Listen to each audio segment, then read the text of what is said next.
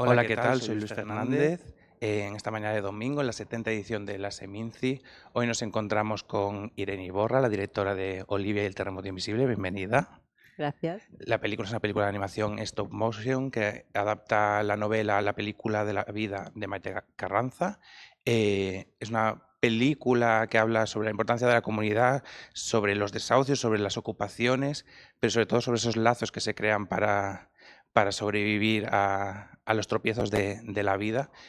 Y lo primero que quería saber, Irene, es, en junio hablabas con mi compañero Matías justo antes de presentar la película en Annecy, que es un logro muy importante para una película de animación, sobre todo para una persona como tú que también tienes un bagaje ya extenso en la animación, pero te faltaba ese salto al largometraje. ¿Cómo está siendo acompañar la película por Annecy, por el Seminci, va a pasar por Tallinn? ¿Cómo está siendo todo el proceso? ¿Cómo lo estás viviendo?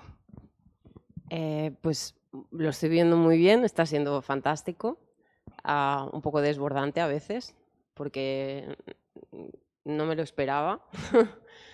y, y bueno, y fantástico, o sea, el recorrido que lleva hasta ahora, pues contentísima. ¿Cómo de arduo ha sido llegar hasta este punto de reconocimiento? Al final, un poco la presencia en festivales son los galones de una película, sobre todo en películas pequeñas y de animación que sabemos que son muy complejas de sacar adelante. ¿Qué es lo que ha aprendido Irene Iborra por el camino? ¿Cuáles son las lecciones que sacas de todo el proceso de levantar Olivia y el terremoto invisible? En realidad es una pregunta que daría para un libro, porque al ser un proceso son 6, 7 años de trayecto. Entonces, la cantidad de cosas que he aprendido es... pero digamos que el resumen sería que empezó una Irene y ahora tenéis otra Irene. Tenemos otra Irene. Eh, Me gusta mucho que la película haya coincidido en el tiempo con Muy lejos de J.R.R. Holmes, porque me interesa mucho cómo miran a lo que comentaba al principio, a estas redes de solidaridad, a la comunidad, a cómo hay una comunidad que nos recoge cuando caemos y muchas veces no es la comunidad que más opciones tiene en la vida. En el caso de J.R.R. Holmes son inmigrantes racializados los que acogen al personaje de Mario Casas en su nueva vida en Ámsterdam cuando es un inmigrante sin papeles, digamos. Y en Olivia vemos como a ella, también sus compañeras de clase, la gente que le rodea, la dan un poco de lado cuando la vida se pone complicada. ¿Era un poco este el punto de atención que querías remarcar en la película? Estas redes, no sé cómo decirlo, sí, estas actividades comunales, el tejido asociativo, digamos, el que nos ayuda a sobrevivir como comunidad. Sí, en realidad, aquí lo que sucede en Olivia es que te encuentras la ayuda donde menos te la esperas. En realidad en la película se genera una especie de familia de corazón que tiene los lazos igual de fuertes que una familia de sangre, ¿no? Y alrededor de esta familia se aglutina esta comunidad que en realidad está formada efectivamente por seres igual de vulnerables todos, ¿no? Pero bueno, esto viene de la novela de Maite Carranza, La película de la vida, que ella ya sembró, y ella lo que está reflejando en la historia y luego ha pasado a la película es la realidad. Es decir, en Barcelona, que es de donde las dos venimos cuando hemos hecho esta película, en Barcelona es esto, o sea, sucede esto. Hay todo tipo de personas racializadas o no, hay, digamos, todo el espectro de personas, o sea, son personas que podemos, o sea, que es lo que a mí me gustaría, ¿no? Que al final fueran personas sin fijarnos en colores de piel, en de dónde vienen, cultura, etcétera, etcétera. Porque al final, en la película lo que refleja es que lo que gana es la humanidad, ¿no? Es la humanidad de las personas. Un detalle del libro que además me gusta mucho que hayáis mantenido en la película es que la madre de los niños es una actriz, que a veces son profesiones, las artísticas que nos asociamos a la vulnerabilidad como tal, muchas veces en el cine se cae en el tópico del obrero industrial, de una persona que asumimos que por su trabajo va a estar en una situación más vulnerable, pero tanto en el libro como en la película, la madre es una actriz, una actriz que está pasando por un mal momento, y es en un sector en el que hay muchos actores, muchas actrices, muchos guionistas, muchos directores que lo pasan mal en el día a día. ¿Era importante para ti también mantener ese papel de la madre como actriz que está pasando un mal momento y reflejarlo de una manera natural? Como es una profesión como cualquier otra y puede tener baches en su camino. Sí, de hecho, bueno, esto ya te digo que Maite, quiero decir, tanto Maite como yo estamos en una asociación de guionistas en Cataluña, el GAC, y entonces luchamos un poco por los derechos, ¿no? En este caso de los guionistas, y estamos muy sensibilizadas a los trabajos de la cultura, ¿no? Y la inestabilidad que también cara al público parece que todos son lentejuelas y alfombras rojas, ¿no? Y a lo mejor es muy famosa, pero la fama no necesariamente se traduce en un bienestar económico. Entonces, claro, para Maite era importante y cuando yo leí la novela lo encontré fantástico porque es un tema que no hay que olvidarlo. Totalmente. La película trata temas muy complejos. La familia pasa por un desahucio, que es algo que nos puede pasar a cualquiera en cualquier momento realmente, pero también es ligera, también es divertida, también transmite una sensación de sus personajes por vivir, por luchar, por seguir relacionándose con su comunidad. ¿Cómo fue trabajar esto con los actores de doblaje? Porque tengo entendido que buscasteis a niños naturales, que no fueran profesionales. ¿Cómo se tratan estos temas? ¿Cómo se trabaja con ellos? La profundidad que tiene el guión, porque al final son temas serios, son temas duros, pero también que lo pasen bien, que lo disfruten, que sea un proceso que para ellos no sea traumático, sino que aprendan y que saquen el mejor trabajo posible. ¿Cómo ha sido trabajar con ellos? Bueno, en este caso para mí era importante porque como es un proceso tan largo el de hacer esta stop motion y hacer largometrajes de stop motion, para mí era importante que ya durante el proceso se consiguieran cosas, ¿no? Es decir, que aprendiéramos cosas, que disfrutáramos durante el proceso, porque es eso, como es tan largo, no sabes si la cosa llegará a buen puerto o no llegará. Entonces era importante estar atenta a esto, a los procesos, ¿no? Y sobre todo a cuidar a la gente que participaba. Entonces, respecto a los niños, claro, había niños que proceden de entornos muy vulnerables y otros pues no tan vulnerables. Entonces, digamos, la idea, por ejemplo, de la novela de Maite Carranza, uno de los objetivos era desestigmatizar la pobreza, ¿no? Es decir, que se pudiera hablar de la situación sin uno sentir vergüenza. Entonces, ¿qué pasa? Que al tratar esto, la forma de tratarlo era con el menor juicio posible, ¿no? Con lo cual se explicaba la situación, es más, los niños ya están al corriente de que esto sucede, hay algunos que tienen a lo mejor amigos que han estado en esta situación, entonces digamos que era una cosa que se trataba no había tapujo para hablarlo y vamos, con ellos fluyó muy bien en ese sentido el hecho de hacer las voces. Luego, claro, algunos eran actores, otros tenían más o menos experiencia en teatro no, o ninguna. Entonces, claro, eso sí que a nivel de dirigirlos, hay veces que dices, señor, ¿por qué me he metido en este lío? pero luego al final ellos se lo pasan bien, o sea, aquí la idea es que ellos se lo pasen bien. Al final, cuando ves que ellos se lo pasan bien, tú te lo pasas bien, ¿no? Y entonces dices, bueno, merece la pena. Y también es esto que al cuidarlos hemos intentado traerlos, digamos, bueno, de hecho algunos de ellos están aquí, luego otros están en otros estrenos, para que realmente vivan con nosotros todo el proceso de este deslumbre, ¿no? De este mundo así un poco de contrastes, de parece que todo es lujo y todo es tal, y luego de donde ellos vienen, ¿no? Y poder hablarlos. O sea, sobre todo lo importante aquí es que con los niños quizá lo importante era generar un vínculo de confianza en el que dices, bueno, te has cansado, estás hasta el moño, me lo dices, descansamos, volvemos, yo te lo voy a decir cuando no está funcionando tan bien y no pasa nada.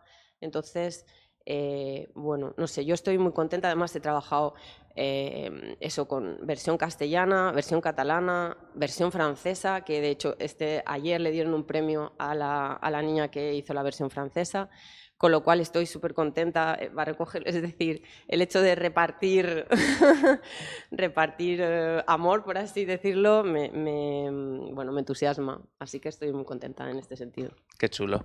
¿Cómo se equilibra que una película trate estos temas tan duros, que pueden, que pueden apesadumbrar un poco, con que sea una película de ficción orientada también a niños que puedan entretenerse, que puedan verla y disfrutarla? ¿Cómo se consigue ese equilibrio entre lo profundo de los temas y lo actual que son los temas, con esa un poco, digamos, ligereza o entretenimiento que hay que conseguir necesario para que los niños también estén entretenidos durante toda la película?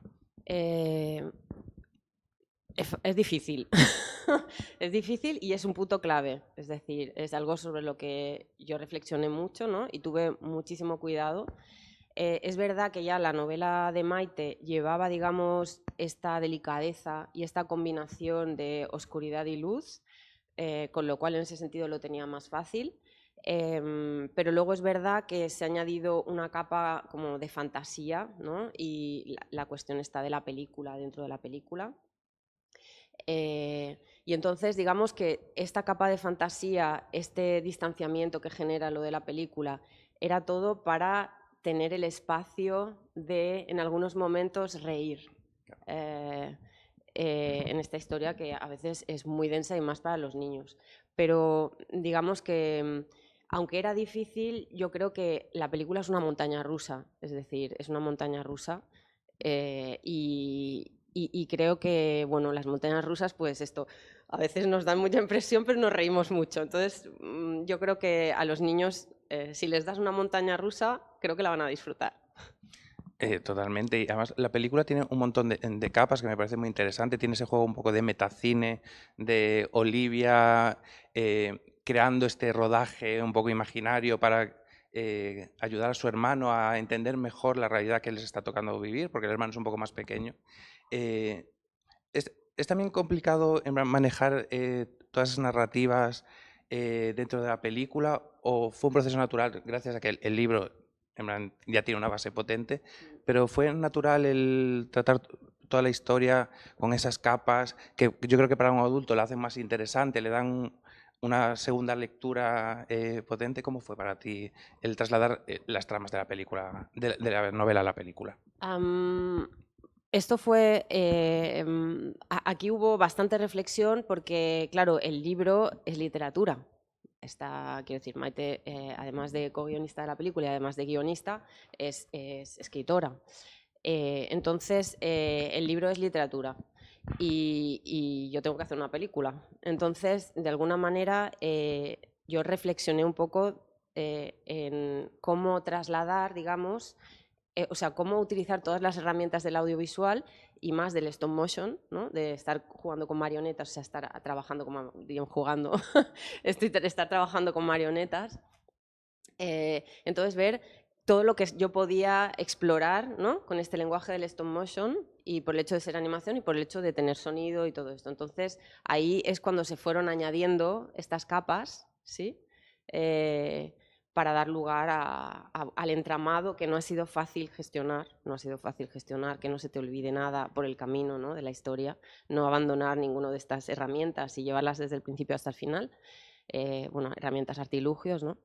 Y otra cosa que te quería decir, que se me ha olvidado antes, es que para mí lo importante era que la película transmitiera esperanza.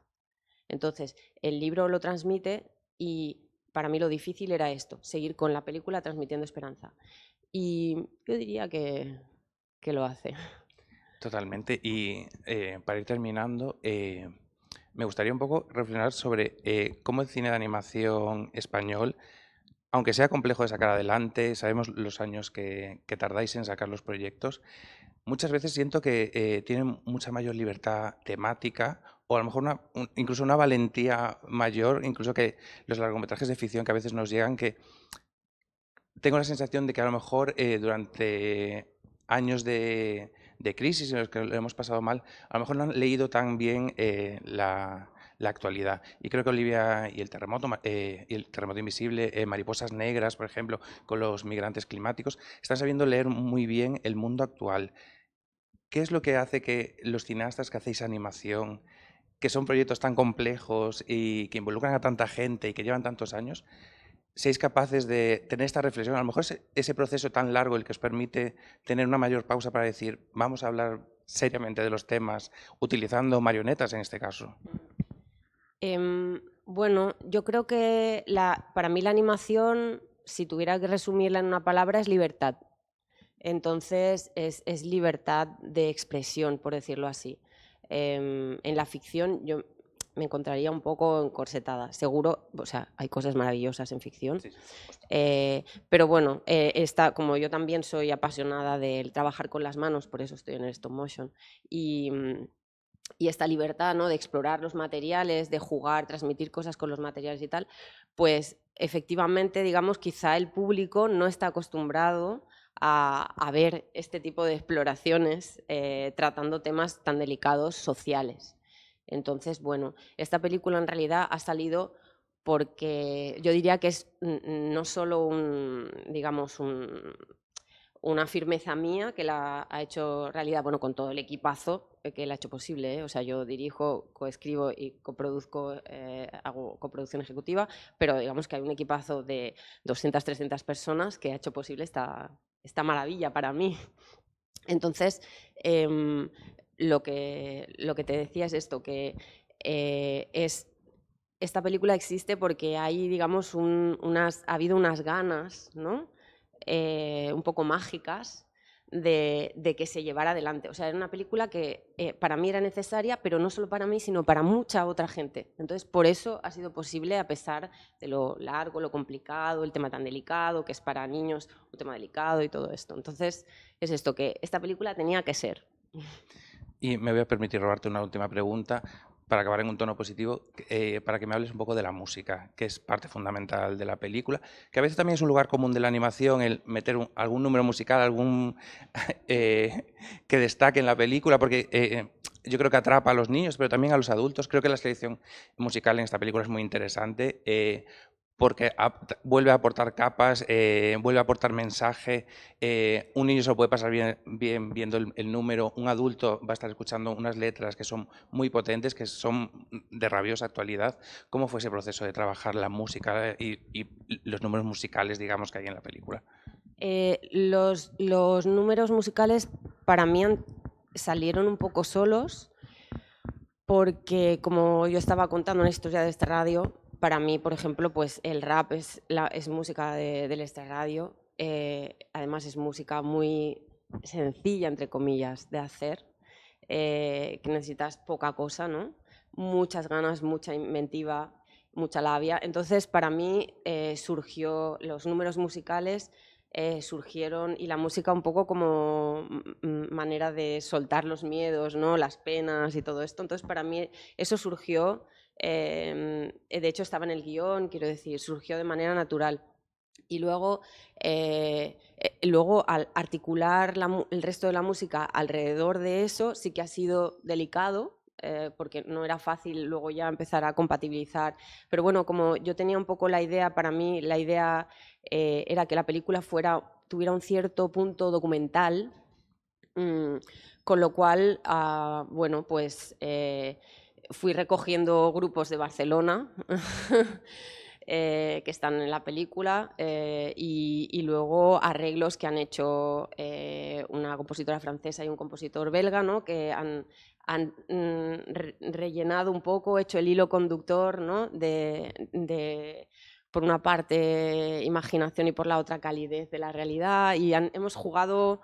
La verdad es que, bueno, yo me lo he pasado muy bien trabajando con esta gente, pero es verdad que la propuesta es un poco ecléctica también, y que a veces causaba un poco de estupor, ¿no?, el esto de cómo, pero vas a coger canciones de aquí, luego otros van a componer, tú vas a componer esta, los otros. Entonces, efectivamente ha sido un proceso no fácil tampoco, pero para mí era importante que fuera ecléctico, porque para mí es esto, el mix de los barrios periféricos de las ciudades. Perfectísimo. Muchísimas gracias, Irene, por A ti, acompañarnos a esta vosotros. mañana. Nos seguiremos viendo los próximos meses. Esa candidatura preliminar para los EFA, por ejemplo, que os pone muy buen camino de cara a las nominaciones. Nos seguiremos viendo en la temporada de premios. Disfruta del festival y suerte con el estreno. Gracias, encantada. Nosotros seguimos aquí en el set de Quinótico, en la 70ª edición de la Seminci. Muchas gracias.